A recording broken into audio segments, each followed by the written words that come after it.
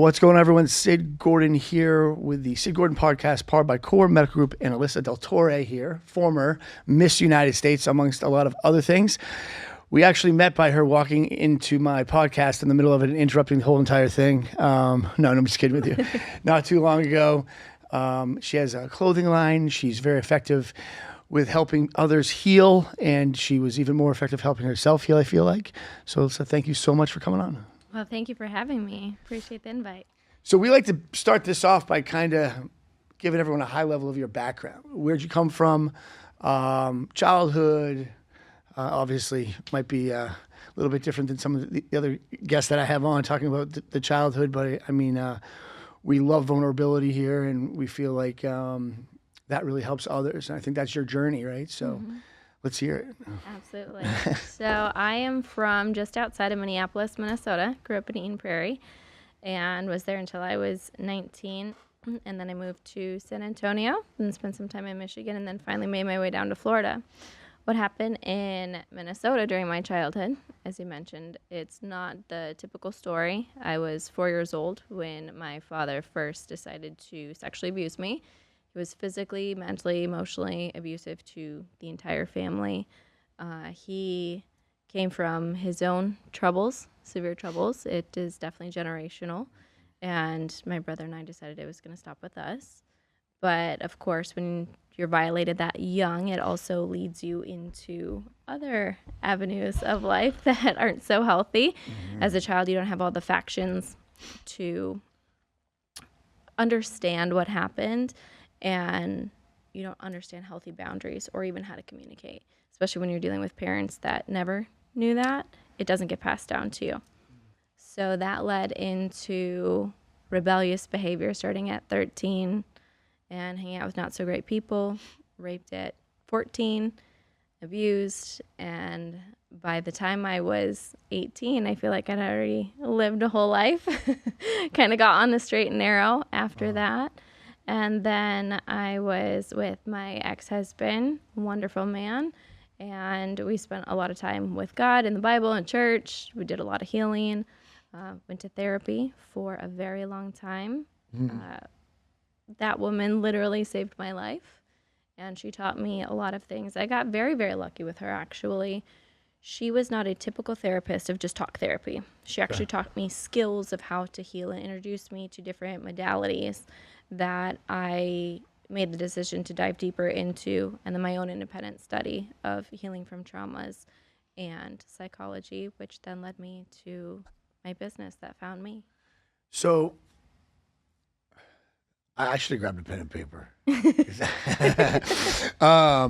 So backing up, so I love like a comeback story. You know, I have a pretty good one. Very similar, not abuse, but you know, a different type of abuse in my household growing up. Father bounced on me and my mother super young, the whole 9 yards. And, you know, there were things that happened in that household that I wish didn't happen, but I also probably wouldn't take it back where I am now today, right? So Absolutely. I tell people this: stand around a room with 20 people, write down your problems, put them in the middle of the room, you'll probably take yours back, right? So with that being said, going back to the comic story, how did you decide at 18 years old to where you're just real, even though you went through so much, right? And you were probably past the point of like being scared of things and just not giving a fuck a lot of times, right? Yeah. I can relate. Yeah. You didn't even care what happened because you've already been through it, right? Right. How did you decide at 18 years old that you were just going to just like change the side of the zipper? Right. From the analogy from earlier. Yeah, give us that analogy real quick. Yeah, absolutely. In therapy, my therapist made this diagram explaining that we all have a bubble around us, and that is our protection. That is our personal space. It is our boundaries. It is what makes us whole. So we have a zipper on the toggle is on the inside. So when we encounter another person, we can choose to let them in an intimate way or not, whether it be conversation, friendship, or more.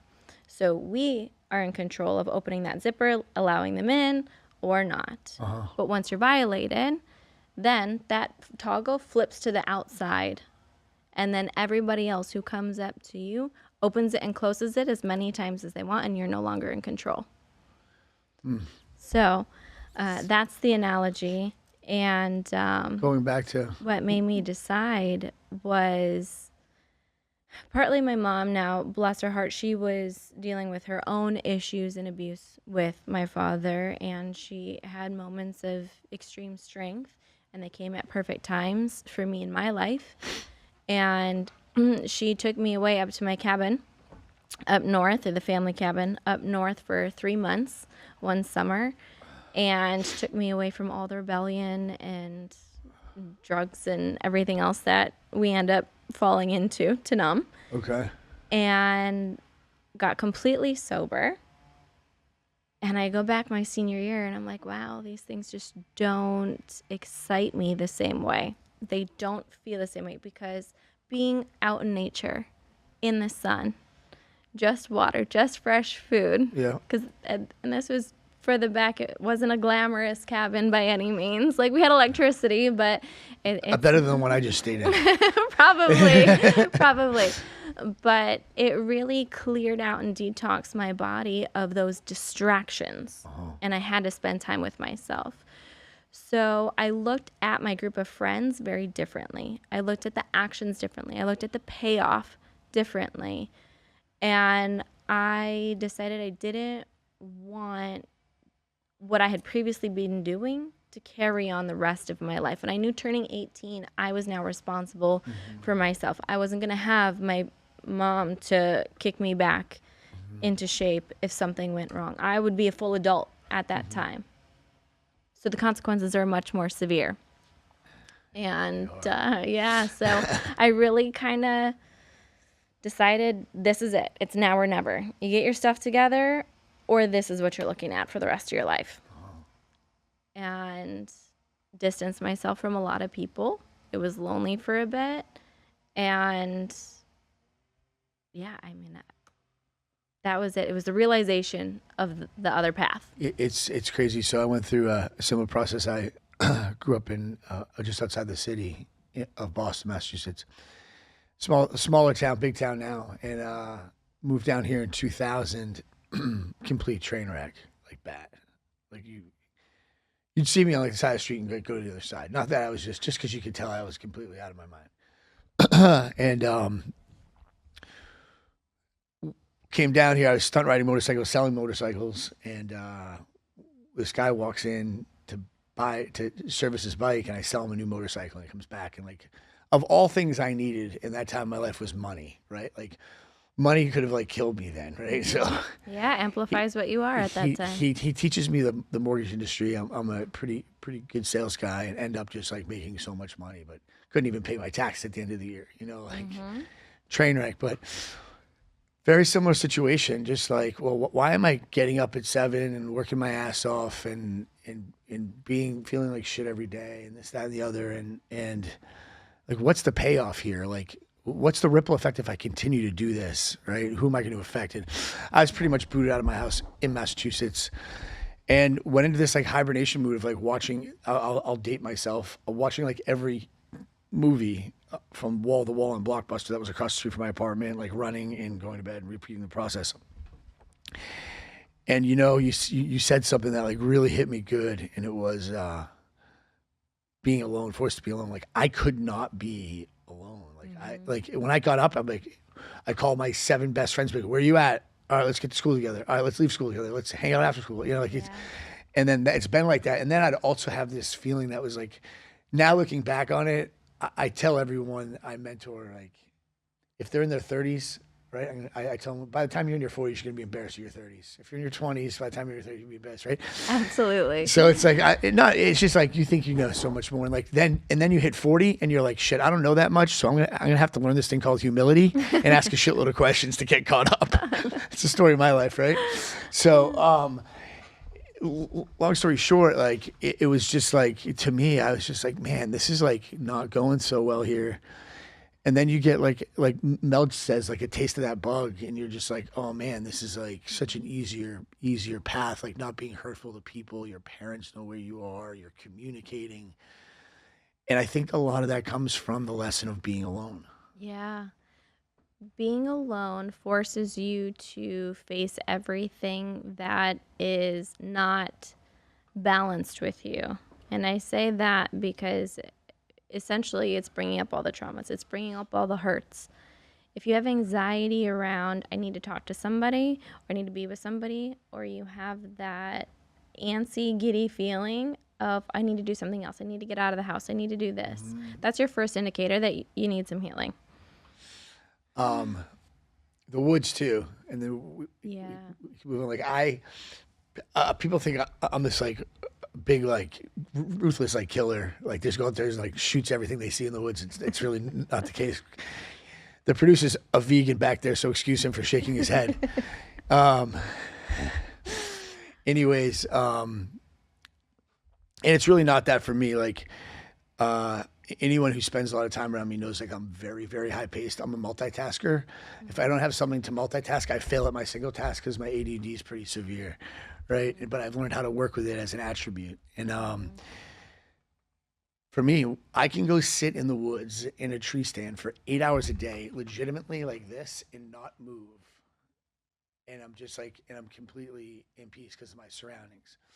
You put me inside the office with like people moving and shaking, my body adapts to that situation, to where it's just like go, go, go. I'm paying attention to see like who needs help figuring out how to get more bandwidth, like what I can do here to increase this person's ability to make more money. Like, is there someone slacking today? Like, so these are the type of things, like as soon as I step into that office, I kind of transform into, but when I get in the woods, it's just like, boom. And it's wild. And unless you are as screwed up as me, you really wouldn't understand it. But I think both are necessary and both are healing. And a lot of people, I feel they've been this whole push of, you know, you have to just get back to nature, just get back to nature. Nature's incredibly healing. There's no doubt about it. You have to get it though, I think. Yeah. And you have to have both to appreciate both. The other aspect of, if you have really, really low self-esteem, being in that office, like you said, you're looking at how to help other people, how to increase other people. That is increasing your own self-worth, your own self-confidence, your efficacy. Being of service to other people is another one of the most healing things that you can do. Being active, building something, that's self-pride. So they're both incredibly healing, and that's where, no matter where you're at, you can start that process. So now that you just dissected my entire life, I'm actually sorry. Permission? No. You know, there's no permission that is too necessary on this podcast here. We've had some amazing stories on here. Some that are heart wrenching from my veterans, and some that are as interesting as my nurse practitioner thinking it's necessary to touch every man's testicles that walk in my office for no reason. For 1 year straight, kind of a joke from one of our physicians. But it wasn't really. She took it the wrong. HR is not listening, right? No, it's fine if it is. It's a funny story. Every man's testicles get a little bit of shrinkage from testosterone, right? Not a lot, but a small amount. But it doesn't make a difference because there's a hormone taking over your production. So, like, what difference does it make if you don't like the atrophy, you take another drug, it gives you the atrophy back? Well, I had a doctor that like wasn't paying close attention to like that one piece of the protocol I get, and had all the NPs like checking, and we're seeing like 30 dudes a day. Right. And I'm like, Brianna, this isn't really that necessary. And she's like, you know what? Now that I think about it, and she talked about it for like 10 minutes on our podcast. I don't know if you saw hers. It's hilarious. She's a joke. But we were just dying on here talking about it. But anyways, back to the importance of here. So talk to me. You have very, like a lot of people that I know that become super, super successful. They just like go about life making it look easy, and then they end up walking into this like beautiful opportunity to help people and also achieve financial success, right? So talk to me about why you so efficiently diagnosed my dynamic of being in an office and also being in the woods. Two aspects to that. One, my own personal journey of figuring out my own stuff. Okay. the independent study of psychology, of different holistic modalities, because I believe there's absolutely a space and a time for holistic and allopathic modalities to heal. And collecting all that information over, I think it's been about 15, 17 years now. Okay. And then going out into the world and talking on my own to people, friends, colleagues, peers. I had a group of girls that actually came to me because I was working with a women's self-defense class. And these girls came to me. They're like, hey, I love what you have to say. I love who you are. You dealing with the same stuff that we're dealing. Can we pay you to talk to us and mentor us and help us? And I was like, what? You want to just pay me to talk to me? Yeah, okay, yeah, sure. I didn't know what I could do at the time. And that was 8 years ago. And one thing led to another. Then it turned into group coaching. And then I had high-level women come to me in management positions, which is a whole nother thing. And then business. I love business. I have a gift for being able to oversee the structure. And I'm fascinated by communication. So sales comes very easy to me. Yeah. And being able to see how the process goes from A to B to C.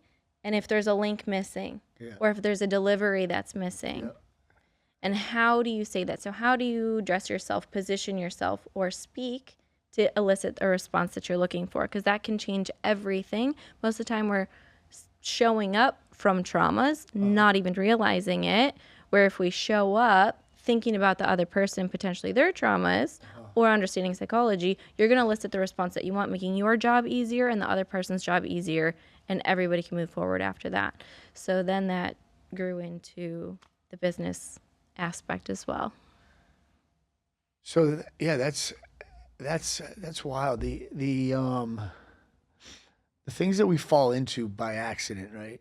Like, so I have a daughter, she's 17 years old, and she's always like, Dad, I don't know what I want to do. I don't know what I want to do. Meanwhile, she's like doing lashes for her friends. She like figured out how to do that, went to school, even though she can't really do it. And then she's working at Sephora, and then she's donating 10 hours a week to my buddy's shop to wrap cars. She's like a very hybrid woman. Like, she's on point. She can take a Glock apart, put it back together, shoot better than half my friends. She shoots every Wednesday. She's cool as shit.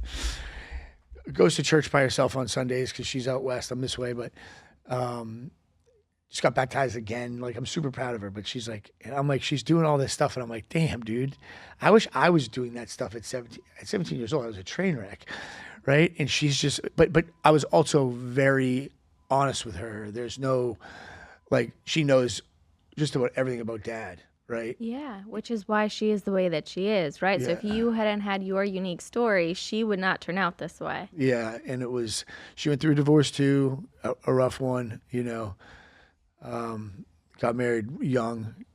Guys, don't get a tattoo at 18, don't get divorced at 18, don't get married at 18, because you're not going to want either one of them when you're 25. Or 21. My story was 21, and I second that. Yeah. So unless you're in a town of 500 people, you know what I mean? Like, and choose to stay there. And choose to stay there for the rest of your life. The moment you get out of it, you'll realize, oh boy. Yeah.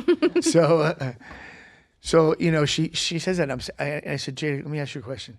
Did you think your dad moved to Florida, start riding motorcycles, selling motorcycles, thinking that he was gonna own one of the largest HRT companies in the country?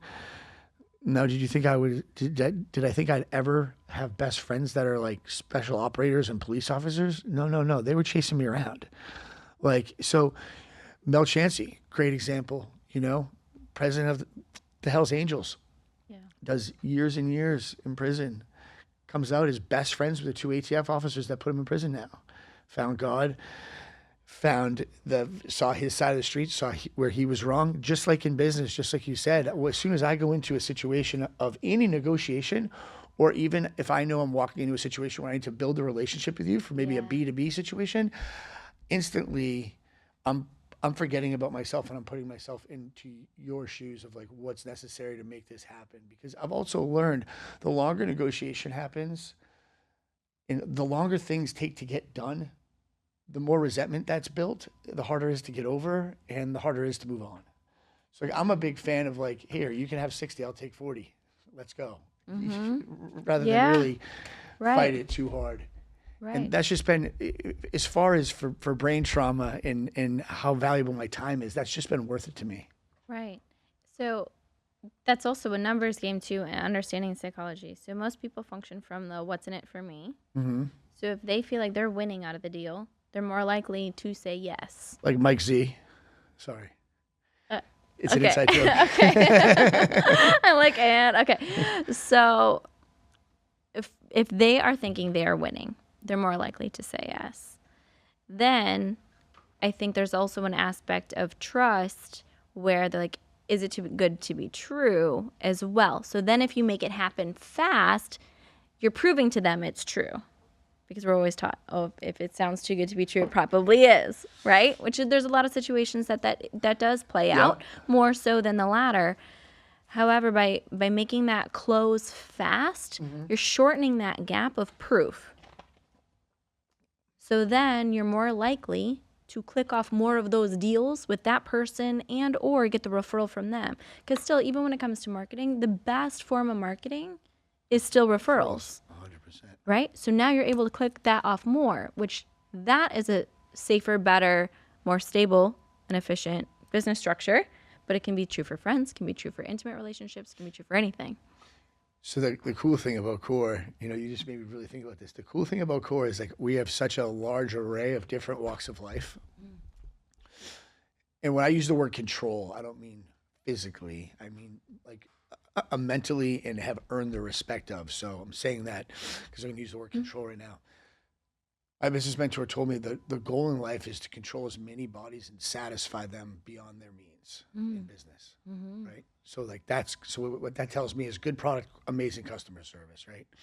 So that's really what we've done. And from that, the ripple effect was like celebrities, football players, singers, CEOs, people that work at a freaking tire shop when you're in Dallas, Texas, and you happen to break down, like stuff that's smaller. Yeah. Getting onto an airplane to and from New York and having two different patients sitting next to me, like very weird stuff. Yeah. And I think that using the part of negotiation of what you just said there has been without me even knowing something that has been bred inside Core Medical to like give the patient what they want. We'll make them feel, happy because we do care and move on. And I think that's really important too for the retention side of things too. No one wants a hassle. Right. And I think that's where the old school saying, oh, the customer is always right. I think that's where it stemmed from. Because if you look way, way back when, old school manners and customs, they actually had a lot more right than we like to think as far as etiquette. Okay, 100%. And it was natural. It came naturally. Now we have the studies to prove why it actually works, and that being one of them. And I think there's an aspect where people took a little bit too far because the customer isn't always right. But if you function on the taking care of the customer and making sure that they're satisfied so they feel validated, then you have the trust. So that's such a good point. Just because the only, unless someone is like verbally abusing one of my staff members, like that's all right, sorry, it's time for you to go, because if the roles were reversed and they own the company and someone was doing that, like I always think about that. Like, how would you let one of your staff members, would you want someone spoken to you like that? Like, it's crazy the stuff that we hear. And take it outside of a company or business to customer situation. If you wouldn't do that on the street with a stranger, why would you do it? Why would you do it in a professional setting, even if you are a customer or if you're a business serving a customer? So when you go into a business, what are the first things that you look at? I sit down with the CEOs and I get to know them and I listen to them talk. Okay. So really good at profiling people, reading between the lines and between what people are saying, picking out the key phrases that ping with me as far as whether they're traumas or their blocks or beliefs. The quote unquote BS beliefs that we've been taught that we have to rewire, and where their focus is. If they're focused on me, if they're focused on business, if they're focused on just the customer, most of the time they're forgetting about everybody in the picture because you have a lot of moving parts. Then I'll sit down with staff and we'll do a staff meeting and I get to hear the feedback from them. And there's times even where the executives go out and I get anonymous feedback of what are the things they're lacking or they're wanting, things like that. And then it's the comparison both, because it's always a breakdown of communication. Okay. And it's always a breakdown of they don't know how to communicate to each other. So by bridging that gap, you can then negotiate with them and you can then find the solutions that are going to work. So are most of the situations that you go into like an office that's like kind of in trouble, or an office that they feel like they're stagnant, or an office to where like the owner might have blinders on? Yeah. It's mostly like a problem solving situation, correct? A lot of that. It wouldn't be like my office where it's perfect, right? Absolutely perfect. Yes, there's nothing wrong with you.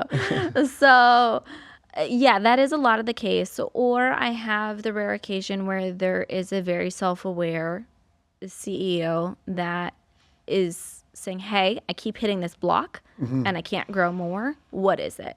They don't have the answer. So, like, hey, come in. What do you see that I don't see? Kind of like a marriage. If you go to a therapist, they might be able to point some things out that, again, you know, you got the blinders on because you were in it from day to day. Yeah, I think that's interesting. So it's analyze what's wrong, fill in the holes, and build communication. Mm-hmm. Yeah. And so you really are like a hybrid between like a business consultant and a therapist, I guess. Oh yeah, and I joke. I say all my clients end up crying, but it's not from pain or anger. Oh really? It's from release. I thought you were going to say because how much money you charge. I'm just kidding with you. No. I'm kidding with you. I'm kidding with you. What's funny is I end up having the opposite situation where they're like, I would pay more for that, or can I bring you on for this, or like, can I just keep you on retainer because of that change, so that the moment something comes up or a conversation or a situation happens that they're like, oh my gosh, how do I deal with it? Because you taught me these triggers. You taught me the things of how to check in with my body. I'm feeling this again. I'm going to check in with you before I just react, because reacting out of emotion is never helpful. And that's what we end up doing, men and women, because men are still emotional. They just work with it differently than women. Well, not the men that I deal with. I deal with some pretty emotional men. I'm just kidding with you. No, from core anyways. No, but it's how they process it. Oh, how they process it. And 100%. how they respond to the emotion is different. Right? Because if we look at, the biology, so you have, larger aggression and action center of a male brain where you have emotional communication for a woman's brain. Yeah. They're fundamentally different. So when information comes in, it is hitting different parts of the brain in a different order. So you have to communicate to them differently. I wonder why God did that to us. For entertainment purposes, maybe? No, I mean, it's definitely... it's really interesting because, I know a lot of guys that own businesses, and they start the business, they run the business from start to finish. It either turns into residual income or a sale at one point, but never have like a mentor or never have anyone come in and like look at the business and have a fresh set of eyes on it. And to me, like, that's insane. Like you're losing out big time, because the blinders come on me quite often. Right? Because I'm so focused on like 3 or 4 tasks. But I know that if like a month goes by and I'm not like meeting with staff, I take 1 or 2 guys out to eat every week just to kind of see where they're at. Yeah. If I'm not doing those type of things, the business just starts to suffer. Yes. Right away. Yes. So it's like all starts at the top. It starts at the top. All starts at the top. And a business, I always say, it's a living, breathing entity. Just like we have social security numbers, your business has an EIN. Exactly. It's registered. It is the same. It is a living, breathing thing. We pay taxes. The business pays taxes. How is that any different? You have to look at it like a person. So you have to feed it, clothe it, nurture it, put it to bed, wake it up, like all of those things. That's really good. Yeah. That's awesome. So treating it with relationships. And what you just said reminded me of 2 years ago, I stopped doing New Year's resolutions and I started doing themes. Okay. And the first one I picked actually has carried on now for 2 years, which is relationships and value. Okay. So that is the filter that I filter things through. Give me an example. No matter what I'm doing, is this improving, helping, or healing a relationship? or how am I adding value? Okay. So instead of I'm going to cut out sweets, it's how am I going to be at service and help others? Right, Yeah. which is very analytical, because I realize I can be very analytical and focus on the numbers. So when it's, I'm going to lose 10 pounds.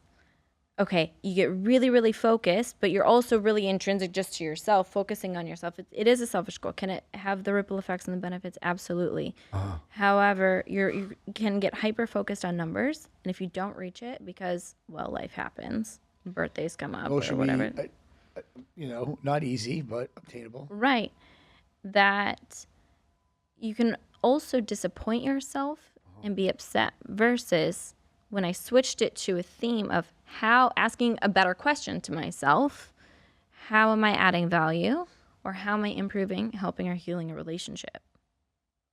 Then I get better answers, and I get better actions and inspiration from myself. And now I'm also working externally outside of myself. It's not a selfish act play. But then it ends up building up the internal. Oh, that's awesome.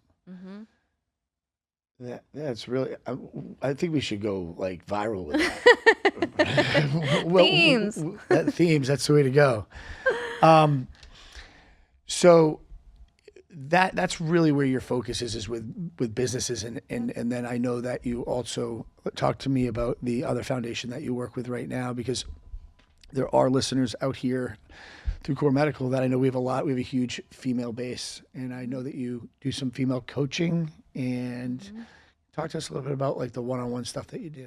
Yeah, so the trauma healing and the one-on-one coaching that I've done has been, you could call it life coaching as a general umbrella, and it is working within, I start with a life chart. So we evaluate all the different areas and aspects of somebody's life and rate on a scale of 1 to 10. Where are you at with this? How satisfied are you? Then it's teaching the process of how do they ask themselves better questions? How do they prioritize what thing to work on first? How to take one step? How to make one movement so that they can get the ball rolling? A lot of it has to do with momentum, and a lot of it has to do with even accountability and tough love. Yeah. Tough love. Are you a fan of that? Absolutely. I figured that. Yeah, and it builds character, but it also,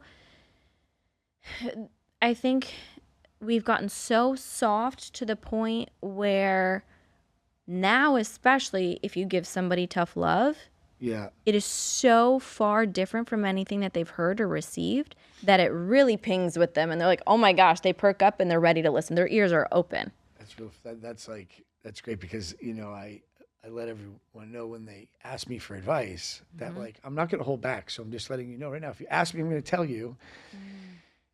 And a lot of times you're not going to like my response because it's not the one that you're going to be looking for, and this, that, and the other. And I'm super direct, right? I'm direct, almost like too direct sometimes, because when you have a 5-year-old, you shouldn't be like that direct with a 5-year-old, but like I am. It worked out real good with my oldest son, who's 25. He's like super successful, and he's very direct now too. And you're never wondering what he's thinking. It's great. Right. But what you did there is you primed. So you primed the individual. Yeah. Always. I'm a huge fan of saying you can say almost anything to anybody if you set your stage. You set your stage. You prime them. Hey, if you ask, I'm going to tell you, and I'm going to be direct. Right? So you're already priming them of what to expect so they can mentally and emotionally prepare. Because are you prepared for this? Right, exactly. And then they can opt in or opt out. Yeah. Right? And I'll say something similar to that. A lot of times I'll ask for permission. Hey, permission to be really, really blunt. So not only I think is I'd say it the no. worm, I'd be like, no. and then I'll say, okay, Yeah. why? Why? Are you scared that I'll say something that'll bring something up and maybe hold a mirror to you that you maybe aren't ready to see right now?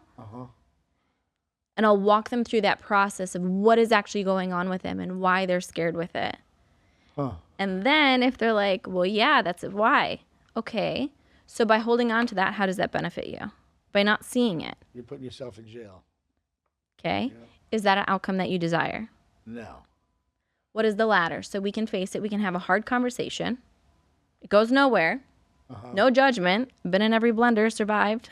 You're not going to shock me. So we can have this conversation and I can give you real honest feedback, which we've already built this trust and rapport. You know I'm not saying anything that's going to be untrue or intentionally hurtful. You know I'm here to actually benefit you. And I'll even look at him and be like, you're literally paying me to give you this feedback. Yep. Why are you holding back? Yeah, we run into that similar stuff too. It's, you know, a lot of my NPs and PAs are females, but a lot of my patients are males, and they're like, I don't want to, and they'll be like, dude, listen, I've heard everything. Don't feel special. You know what I mean? Like, and then it's a joke now, and then they'll move forward and talk about stuff. Yeah. And I think like you know, when I can't get somebody on the phone, like I'll break them down because they're like, whatever, they don't want to talk to me, whatever. Like, man, you're harder to get in touch with than my wife's boyfriend, you know, and I'll make like a small joke around that. And then all of a sudden things are funny now. And,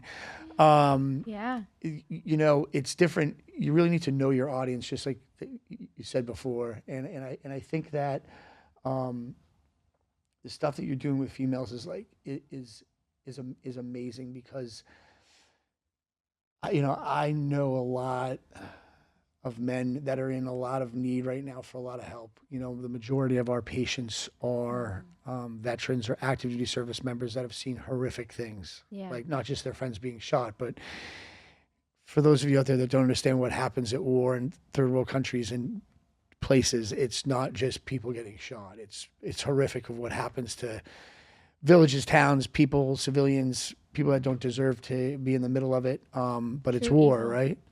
And then I also, where I'm going to is why I take my hat off to you. You know, a lot of people that are put to the wayside are the people that are supporting these veterans coming back.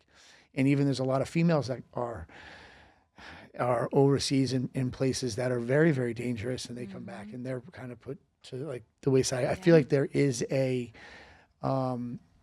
with everything going on in the world right now, I feel like there's more of a lean towards like this mental illness with men, and that mental illness has a big trickle down effect. I've seen it in like the wives, girlfriends of like vets coming back, and just it's tough. So it's great that you're super focused on that. I'm sure that, do you work with men as well too? Or, oh, you do? Yeah. Yeah. Wow. That'd be intimidating. No, it's not. At least for me and for the people that I've worked with, I think it's been more beneficial for them when it comes to healing certain traumas. I think there's definitely some areas where you need somebody of the same gender who processes the information from a situation the same as you, because I don't have a male brain. Therefore, I can never speak from that experience. I can never empathize from that experience. I can understand. So there's aspects of, if they are working with family, I can break down general psychology and general traumas, or working with other females, or sharing what that experience is to help them, again, elicit the response that they're looking for, because most of the time we're all functioning out of traumas, right? That's what we're blasting out into the world, not realizing so true that if we just adjust a little bit of our communication and our delivery and how we're showing up, even our posture or our tone of voice, it could be the slightest little thing, you're going to get a completely different response, right? And so it's been very, very beneficial. So were you self-taught with all this, or did you go to school for this, or did you start going to like seminars and doing, or are you just like, you know what, I've been in every blender. I feel like this is just going to be, I would say all life. the above. Really? Yeah, Awesome. because going to therapy, again, my therapist, I will give her all the accolades in the world. She taught me so much, and she truly saved my life. That was an education on its own. And then self-study, and then the podcast, and then the seminars, and all of the above. It's not just one thing. Just like college. Just because you go to college doesn't mean you're completely prepared for the world. You need the real world experience. You need everything. So to be exceptional or effective in anything, it's not just one avenue. especially college now. It's like it's really Yeah. like I have a saying on here. I'd hire a bag boy at Publix before I hired a 4-year college grad right now. Absolutely. So while we're on that topic, if you want to pass this question, you can. But do you feel like the world has changed as in having male and female roles? For instance, do you feel like where's your stance on men still being protectors and not, and men being more passive than they might have been when I was growing up? I don't know how old you are, but I'm 45, and what roles have historically been in place for a man versus a female? What's your place on that? I love this question. I am very traditional in believing that there are gender roles, with the caveat of people understanding there is a sliding scale of masculinity and femininity. Okay. So there's also ways that we could dig in, and some people believe in this, some people don't, but you can do human design, numerology, and astrology, and I can figure out what percentage of masculine and feminine energy somebody functions from, because they have both. A man has both feminine and Wait, this is masculine an energy. exercise. Oh, yeah, absolutely. Okay. And I can get a tangible number. And so, like for me, I'm 80% feminine, 20% masculine. And there's times where I actually have to pull out the masculine. I have to show up in a more aggressive way. Or like if I'm working out and lifting weights, that's a much more masculine activity than if I'm doing my hair, right? And different conversations. In an emergency situation, I can't be soft and delicate. I have to pull out that masculine energy. It's the same thing for every single person. We have our own unique stamp. So you may have a majority of men have a larger masculine percentage of their energy. So therefore, yes, I absolutely believe in the protection and the feminine being more of the nurturer. How those look in each household is different because we all have different preferences, Okay. right? Breaking that down even further is each relationship now, because we all have our unique profile of masculine and feminine, is going to function differently. So let's say I'm with a man who is also 80% feminine, 20% masculine. Your eyes already went big. They're like, no, that doesn't work, because you need a balance. You need the yin and the yang. They complement each other. That's why, for me, I need a very masculine man because I'm very feminine. Versus there's other women that'll have a profile of 50-50.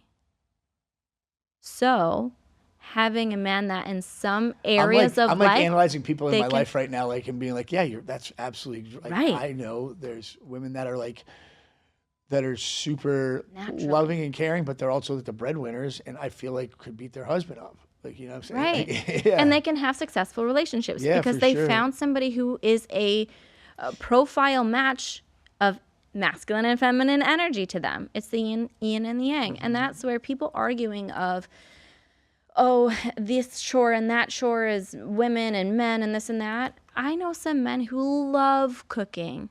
They love it because it's a craft and they're chopping, and that, like, they actually don't find it feminine. They find it very masculine and building something with their hands. Yeah, one of the toughest guys I know who's a operator, like, lives in the kitchen.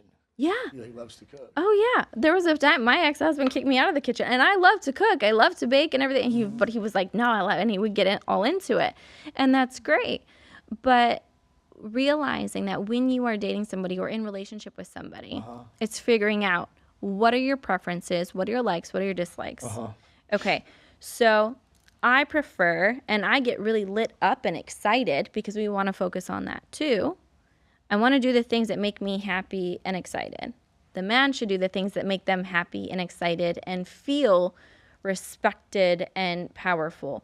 When a woman does those things that actually light her up, she feels the same thing, whether it's powerful but in that feminine way, or powerful in the I'm taking care of my partner, whatever that looks like. Okay. So it's not a one size fits all, but there are gender roles in the masculine, feminine energy sense. So Mel actually, his wife's like amazing, and she loves to be at like service to others and like do nice things. And we're like out on my dock that's like 500 feet long in Yeah. South Carolina from the house. We're out there fishing, and like I didn't need like a water or anything. Yeah. And she's like, "Oh, I'll go get it." I'm like, "Listen, it's like a freaking no, but I really want to go do that." I'm like, and Mel's like, "Just let her go. She likes to do that stuff." I'm like, "She doesn't. Who likes to do that stuff?" But like, that's what she likes to Yeah. do. She wants to like be at service and like be helpful, and like that's like a big deal for her. Like that she's going to help somebody else. Me, I'd be like, "Go get your own fucking water." You know what I mean? Like, Right. So now it's layered. Okay. So not only do we have the masculine, feminine profile, and then we have the classic gender roles or tasks that might ping on some of those. Then we have love languages. somebody, I just had a conversation with somebody about this the other day. They actually have a podcast here, Christian, don't they? They talk about like the love languages, or maybe they were at the other place. Yeah. So yeah, that's all they talk about. Yeah. So how you communicate love or even being nice, because those 5 love languages carry over into friendships too. Right? So that woman is probably doing that to her friends too. They come over, "What can I get you?" Friends. They're also going to do that for coworkers. They're going to do that for their family. Got it. Because that's how they're communicating. "I appreciate you. I love you. I love that you're here." We're engaging in an intimate relationship. An intimate relationship is she just did that for you because she cares, right? You communicate that probably differently. So it might be whether it's, let's say it's affirmations. It'd be like, "Oh my gosh, your cookie's amazing," or "This place is beautiful," or "You did a great job here." Well, that's how you're communicating it. And it's totally 100% valid for you doing that. How is that other person receiving it? Yeah, because you know what's really sad is I don't even think about it when someone like says something like that to me. Like, I don't even take into consideration that they're being nice. Like, and that's probably that could be my theme for 2025. Yeah, it's paying attention to how people's habits. People give themselves away all the time. Like, we're really not that sneaky or manipulative as we really think. Like, once you know, you know. Paying attention to other people's habits and what they're doing. Do they give you compliments? If they're giving you a lot of compliments, pick that up and throw it back at them. Hey, and actually, you could even compliment the fact that they give compliments. "Hey, you're really good at giving compliments." You don't even have to come up with something creative because it also has to be genuine. Yeah, no, for sure.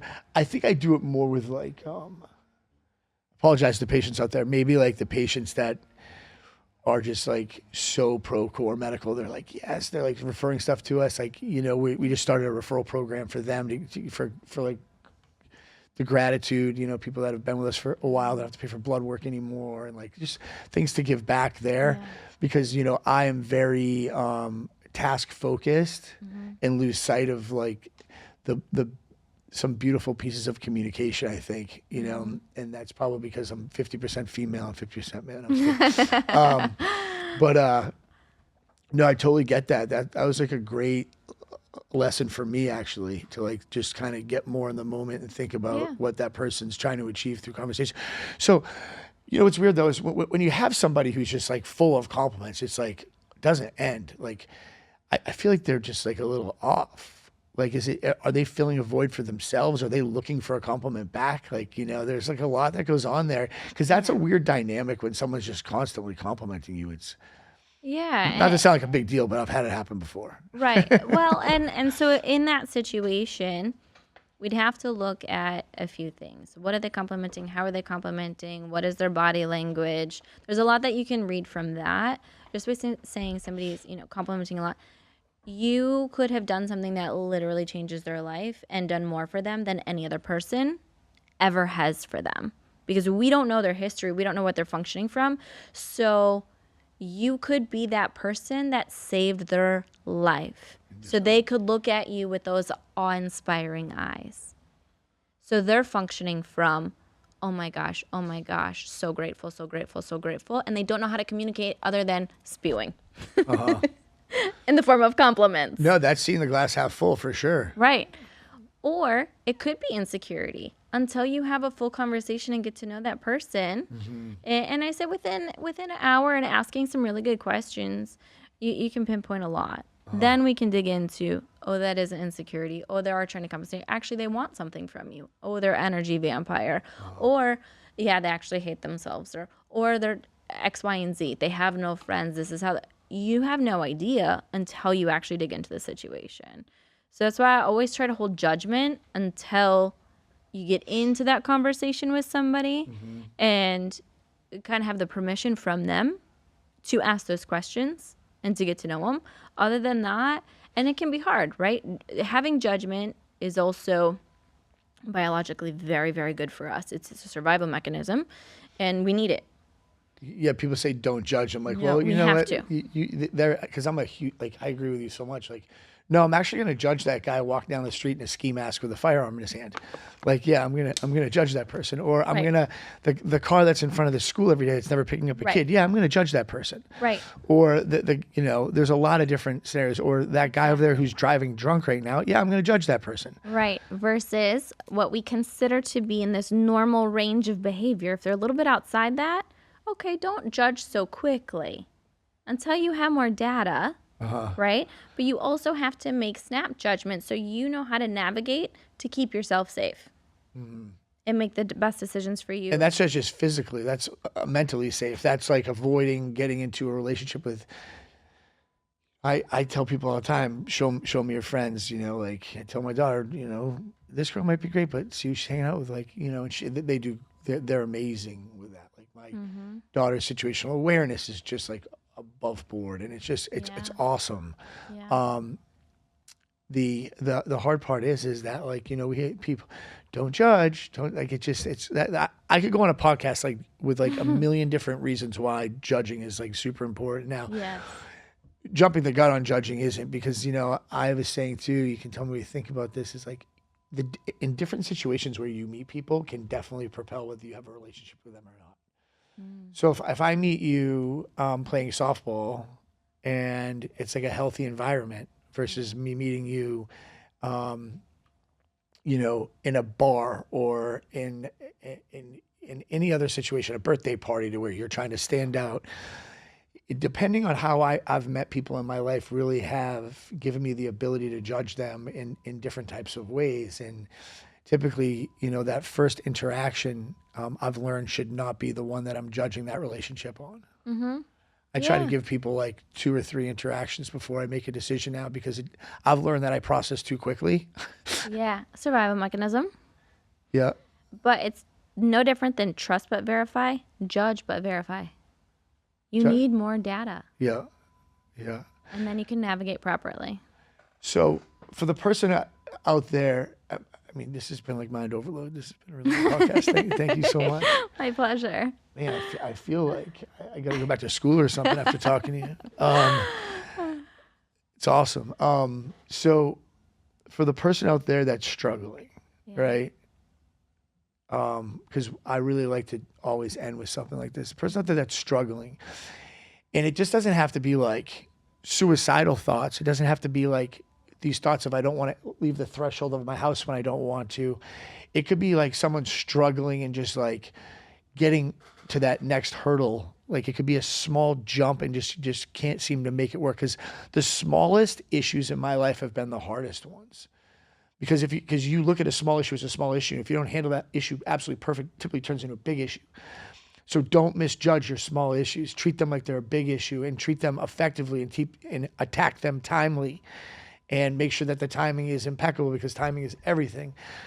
And these are like small little tricks of the trade that I've learned and I've seen people make mistakes on.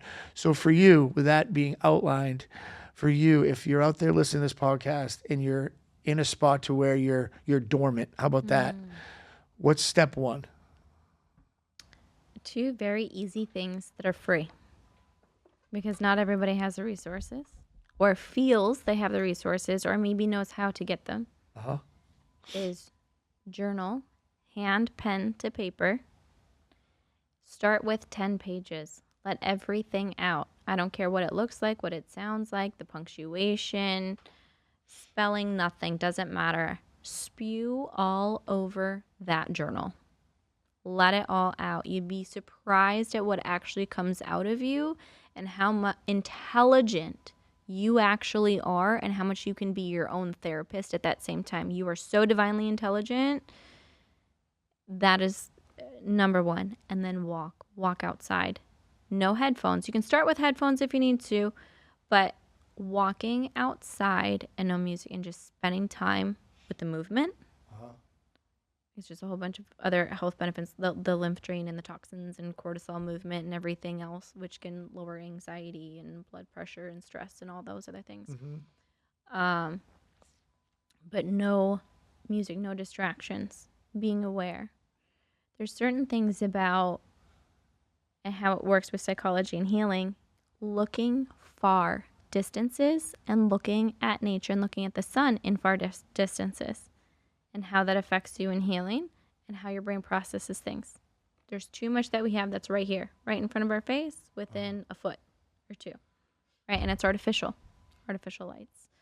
So walking, no music, and journaling, 10 pages. Start there. Everybody can do it, and it's completely free. Well, there we go. I mean, I can definitely. So the walking side of things too. For me, because I do that, and like when my kids are acting, I'm like, come on, let's go for a walk, right? And one thing that I've learned is like a walk with starting off with those walks with like minimal distractions, like back roads or like a walking path or something, not like the hustle and bustle of like a major city, just so you can kind of get in the zone of thinking and walking. And it's amazing too, because like everyone's gonna think I'm super weird, but when I run, like my thought process and my body movement is like actually going in like the same direction. Like I'm thinking about things and moving and it's so therapeutic. It really is therapeutic. And to sit in thought by yourself, like is very difficult. You know, it's if you know you really need to maybe readjust things when you're going for a 10-minute walk and you're frustrated and you want to go back to the house and watch TV. Or blare some music. Or put on a podcast. You always have to be listening to something or looking at something. Yeah. And even if, let's say somebody lives in an inner city and they don't have a car, so they don't have access to fields or back roads, just by getting off of the phone and walking and observing other people and observing the cars, observing those things, you are still, yes, I know pollution and the toxins, whatever else. You're still breathing fresh air, not stagnant air inside, right? We weren't meant to live inside these capsules that are completely sealed, air conditioning, right? So just by getting outside and seeing, there's still nature. In the cities, there's still trees, there's still the sun, there's still the sky, the weeds and stuff. The weeds, that grow through the concrete jungle. But it's still beneficial, and it's a place to start. Well, thank you so much. I feel like we could talk for another hour, 100%, because I have some more questions, but that'll be episode number 2. Man, you got my head going really good this morning. I wasn't expecting this. I wasn't, because I like to come on here like really not know too much and like just wing it from the beginning. But like the amount of small tips that you provided was beautiful. And I want to thank you so much for coming on, and hopefully we'll have you again. Well, my pleasure. Thank you so much for the opportunity to share it. Thanks.